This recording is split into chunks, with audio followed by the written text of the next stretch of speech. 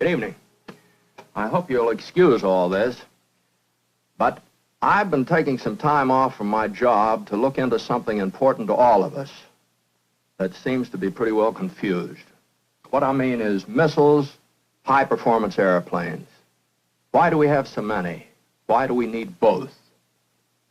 Where are we going with all this? A fellow asked me that question in London not very long ago. You know, it's not a simple question, and I couldn't give him a simple answer, and that's the reason for all this homework. It seems to me that we've got to understand just what we're building, how each of these missiles and airplanes add to our deterrent strength, and why we've developed them, and what they do. Now, I'd like to tell you what I wish I'd been able to tell that fellow in London not very long ago. Some of you may remember, I was a bomber pilot in World War II. That was back when the Air Force inventory was a relatively simple one. There were long-range, heavy bombers like this one. I flew one of these, old B-24. As a matter of fact, this is some of my handiwork as a model airplane builder. I know the kids make them out of plastic nowadays. This is the old-fashioned wood type. I had a lot of sandpaper on it. This is my group tail markings, a black background, horizontal white stripe. They called us truck drivers, the fighter pilots did. Well, these were the trucks that delivered the payload back in those days when the Air Force concept of strategic bombing was first being applied. And it worked pretty well. Of course, we needed fighter support in order to get through. These fighters, they were sort of like traffic cops who cleared the way for us to Berlin, Hamburg, Essen, Cologne, and sometimes it took some clearing.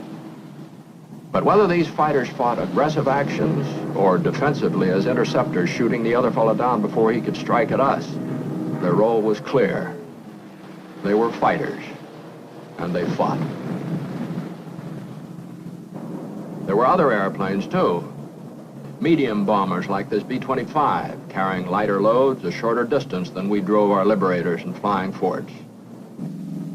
And there were tactical aircraft used in support of ground operation, used as artillery by the infantry.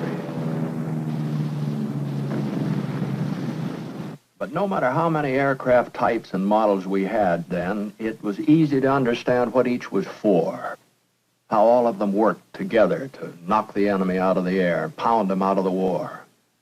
But now, it doesn't seem that simple anymore.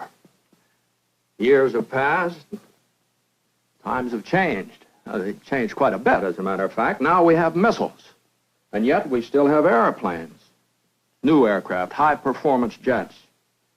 And you're tempted to think that one or the other might be able to do the job alone. Airplanes without missiles, or missiles without airplanes. Now, hundreds and hundreds of words have been written about deterrence and air defense and SAC and nuclear weapons and the ballistic missile versus the manned and expensive bomber.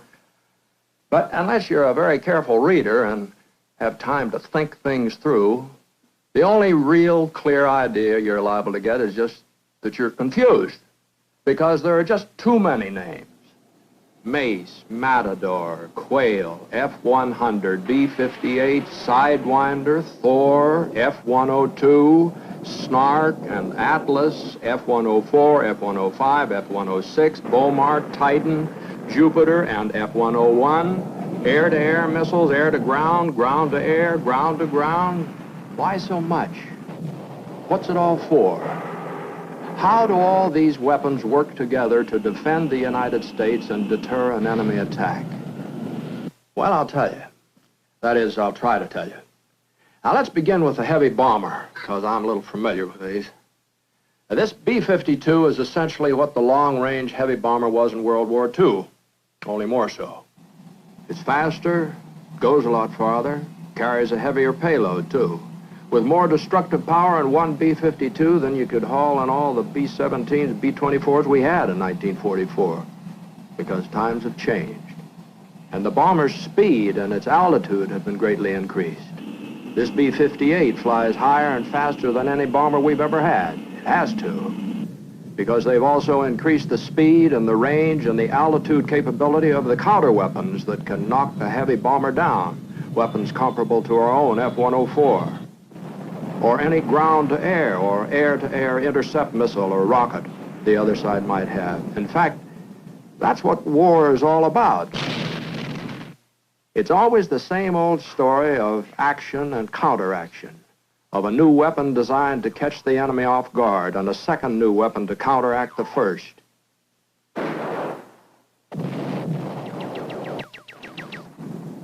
Every aircraft and every missile we have today has been developed within this pattern to prepare or to meet some new unexpected weapon. Now look at this B-52 again.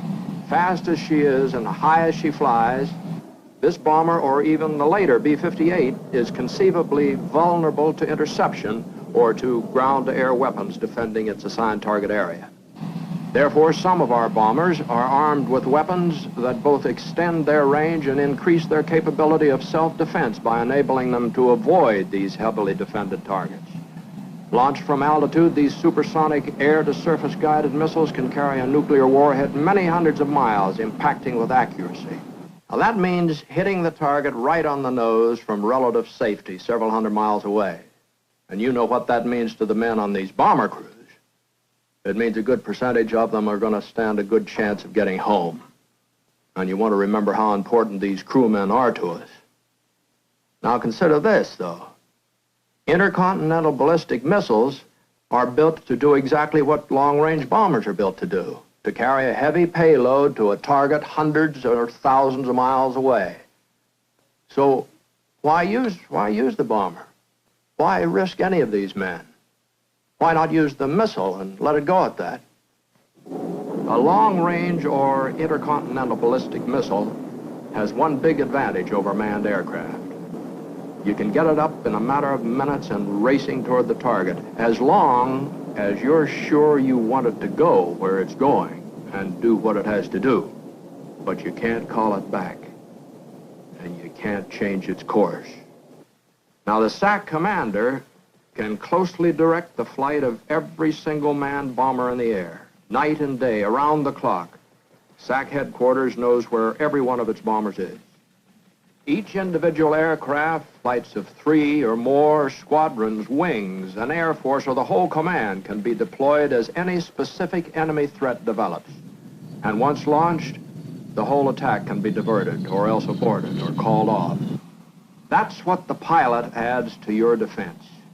That priceless flexibility and the further capability no missile has of seeking out targets that aren't precisely known or can't be pinpointed on a map. With his added ability to observe and to think about what he sees and knows, and to make a decision based on all of the evidence he has, the pilot is your best guarantee that there won't be any mistakes. But if the chips are down, he and his crew are there to deliver the load. And yet, the missiles are there to back them up. Long-range strategic missiles already fired down the entire 5,000-mile missile test range, successfully fired. Some of them already in the Air Force inventory, some of them soon to be, and others coming along, projected, planned, designed, incorporating everything we've learned from every missile we've designed and built. Here's one we've already got, launched by rocket engines developing tons of thrust and millions of horsepower within seconds, imparting speeds faster than 10,000 miles an hour. This weapon throws a nuclear warhead more than 5,000 miles with accuracy. But this is only an evolutionary step toward the more effective missiles we'll have a few short years from now. And yet, even though we have the ICBM, we still have the B-47 jet bomber, probably our best known intermediate range carrier, and I think one of the finest airplanes ever built. For the last 6 or 7 years, the B-47 has been the all-around workhorse of the Strategic Air Command, capable of delivering nuclear weapons from the perimeter of our defensive line, from the bases of NATO and other allied countries to almost any target we might have to strike. And just as the ICBM blends with the long-range manned bomber, there are intermediate-range ballistic missiles supporting the B-47, Operational missiles successfully fired 1,500 miles or more, with which we and our allies can pose an additional effective counter threat along that same perimeter defended by the manned B-47 now. But right here, it begins to get more complex, because there are other missiles working with our aircraft too. It's not just a question of having a long-range bomber and an intercontinental ballistic missile, or having a B-47 and an intermediate-range missile too. These weapons alone aren't enough to guarantee survival. Now, let's look at that long-range bomber again and see what it takes to get it through to the target now. Because it's big enough to carry auxiliary equipment and crew, this bomber has a good chance of survival at any operating altitude. The crew can select the best altitude and tactics for penetrating enemy defenses and put the load exactly where they want it to go. This auxiliary equipment includes diversionary missiles like this one that we can drop or launch from the air to expose, decoy, or destroy ground weapons. Now, this diversionary or countermeasures missile is a strategic weapon, just like manned bomber or the ICBM. They all work together to get the payload through and knock the enemy out of the war. Now, that's SAC's role in the Air Force mission today, but that's just part of the story. Jet airplanes, ICBMs, have put the United States well within range of almost anybody that would want to take a crack at us. Now, SAC's deterrent force, its long-range capability, has so far prevented that. It's Air Defense Command's responsibility to make sure that if the other fellow decides to come on over, he won't get through. When any unidentified flying object enters our radar net, the air defense system is at once alerted. The fighter interceptor scrambles to make a positive identification of the suspect. If it's a hostile intruder, the pilot notifies the defense commander and attacks. Other fighter interceptor aircraft are then scrambled out so that maximum attrition may be brought to bear on the attacking force before the enemy can get within range to release its air-to-surface missiles and decoys. The old machine gun and the 275 rocket with which interceptors were armed in World War II are obsolete now. Today, these aircraft carry missiles like this one, either a beam rider or an infrared homing missile. Or this one here, another infrared homing or target-seeking guided missile. Or this one. Some consider it the best of all these air-launched missiles. This is actually a rocket with an atomic warhead, a highly effective defensive weapon.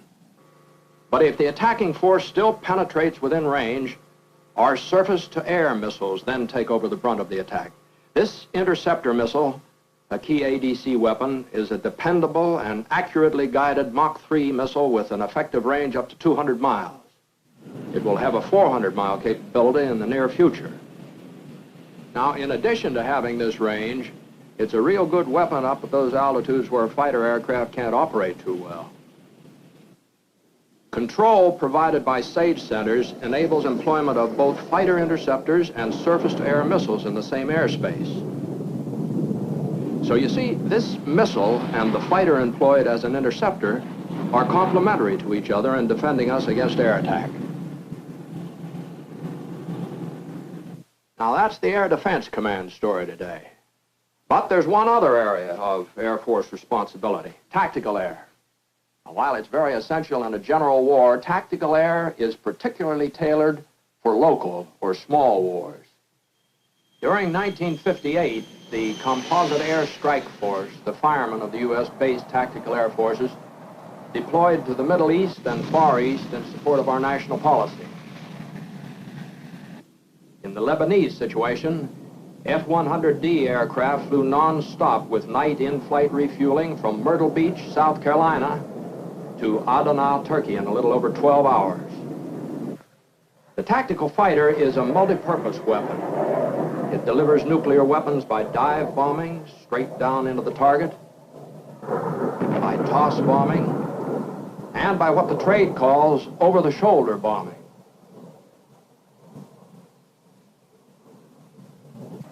The tactical fighter also has an air superiority mission, using homing missiles to gain this superiority. And it has a key ground support role, in land battles to contain the numerically superior forces of an enemy. There are tactical missiles, too, that blend with or support tactical aircraft. This one, for instance, electronically controlled from the ground, it can travel 500 or 600 miles at an altitude of 35,000 feet to carry either a conventional or nuclear warhead deep into enemy territory. A number of tactical missile groups armed with this weapon are already deployed in Europe, and incidentally one on Formosa. What's it called? Well, I've deliberately avoided calling any of these weapons by name because there are so many of them. You've heard not only about ICBMs and IRBMs, but about GAR-1 and GAM-77 and IM-99 and TM-76, SM-75. And then you've heard these same weapons called Falcon and Hound Dog and Beaumark and Matador and Thor, and it's all just helped to add to the confusion. Because why so many? Why are there sometimes 2, maybe even 3 different kinds of a particular missile type? Why Atlas and Titan and Minuteman, too? Why is there Snark and Thor and Jupiter? Aren't they all ICBMs, IRBMs? That's right, they are. They are, but they're related. They're not identical triplets or twins. Each of these weapons represents a new generation in the telescope years through which we've lived since 1954. Now, some are good, some better, a few not very good at all anymore because they've been made obsolete. But each one of them was the best weapon we could develop for a specific purpose at the time each of these missiles was designed and engineered. And taking all of them together, each of these weapons has been, and many of them still are, important bricks in the defensive wall with which up until now we've managed to keep the peace. But if this is the answer today, missiles and aircraft blending together, complementing each other, where do we go from here? What weapon systems will we be using 5, 10 years from now? Over what ranges and at what speeds and altitudes will we have to defend ourselves then? Is it possible that maybe a low-flying, slow-moving, atomic-powered, manned airplane might set aside all these high-flying, fast-moving missiles and planes we're building now? Maybe. Maybe. Although it sounds like a bomber pilot's dream. Maybe a plane like that would only plug one more gap in the free world's defensive wall. Because maybe the trend 5 years from now will still be up. You know, that's the way it's always been. Ever since this. I didn't build this one. It's too tough. But this is a model of the Wright brothers airplane, the one they flew back in Kitty Hawk in 1903.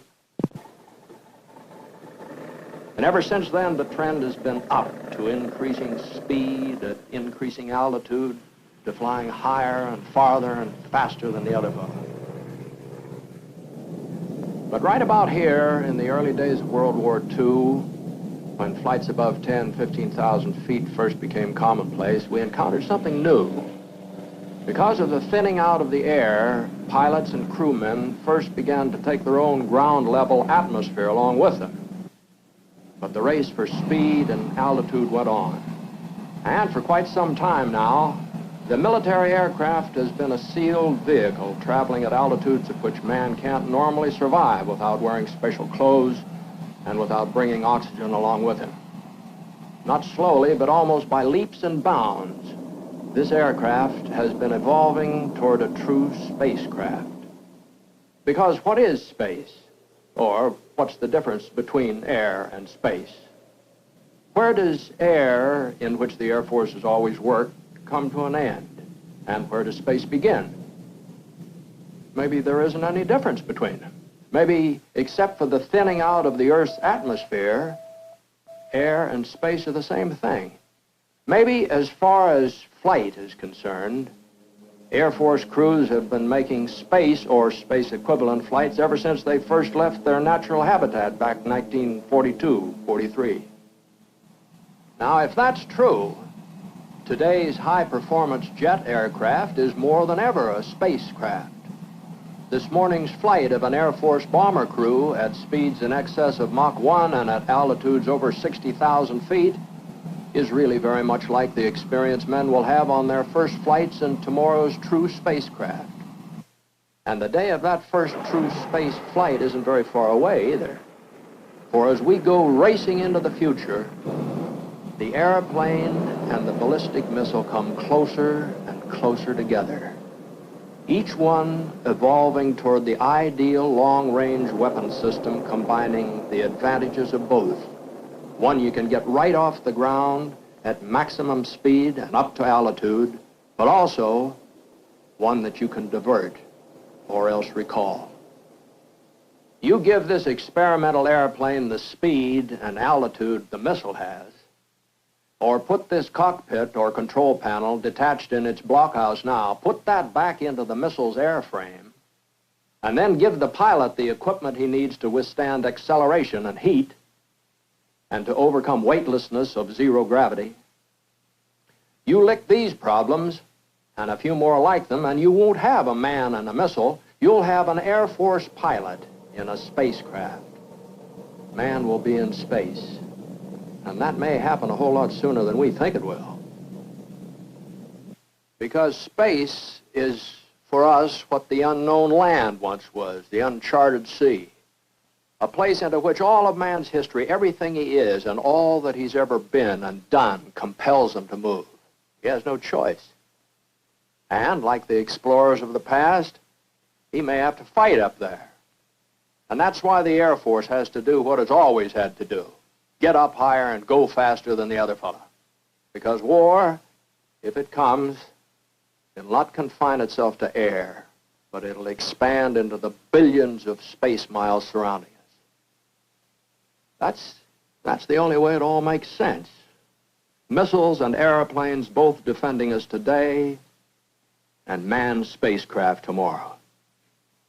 Now, I don't know whether I've answered all the questions we started out with. Why so many weapons? What are they for? What are we doing with this big force? I think we're buying more than the aircraft and the missiles we've been talking about. I think we're buying peace. I think we're investing in the future by deterring war. We have to, because, well, look here. The lights are on in my house tonight. My wife and children are asleep upstairs, and we've got to keep it that way. Lights burning, children asleep, and peace and security everywhere.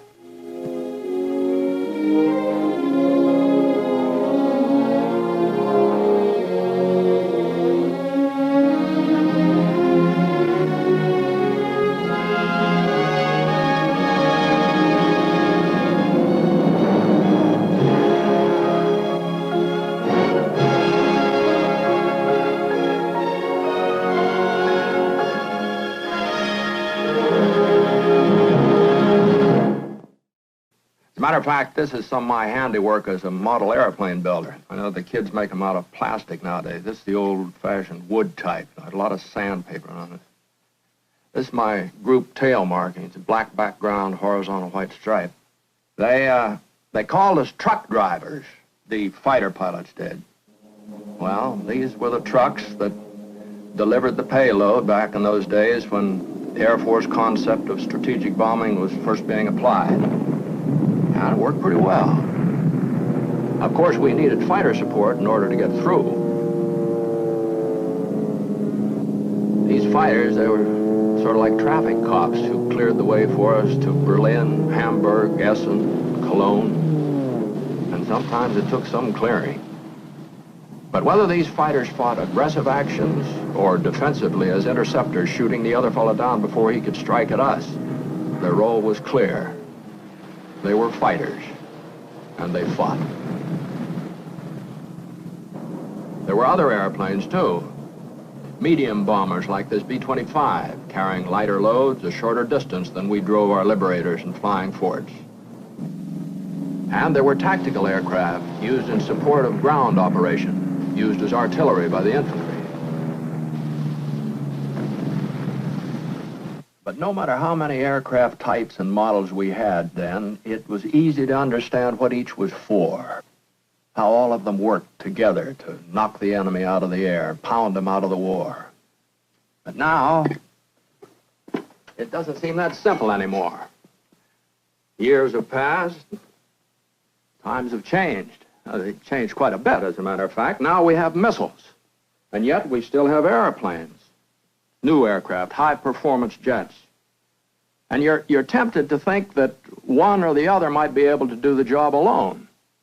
Airplanes without missiles, or missiles without airplanes. Now, hundreds and hundreds of words have been written about deterrence and air defense and SAC and nuclear weapons and the ballistic missile versus the manned and expensive bomber.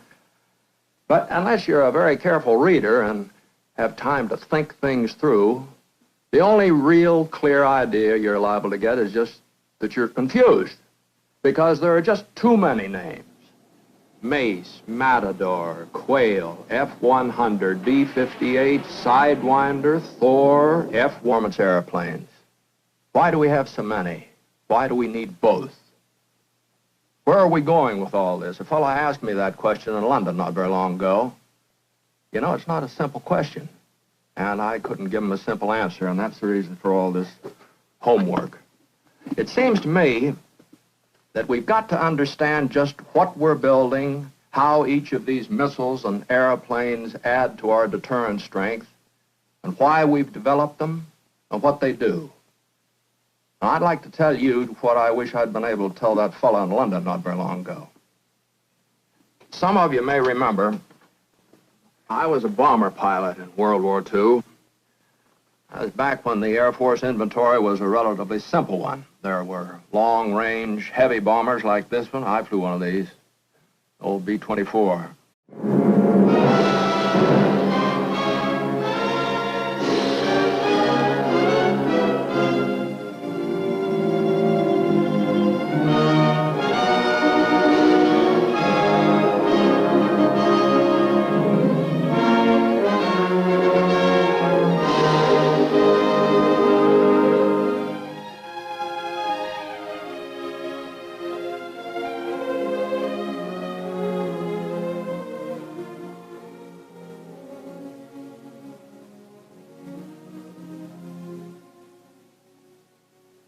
Good evening. I hope you'll excuse all this, but I've been taking some time off from my job to look into something important to all of us that seems to be pretty well confused.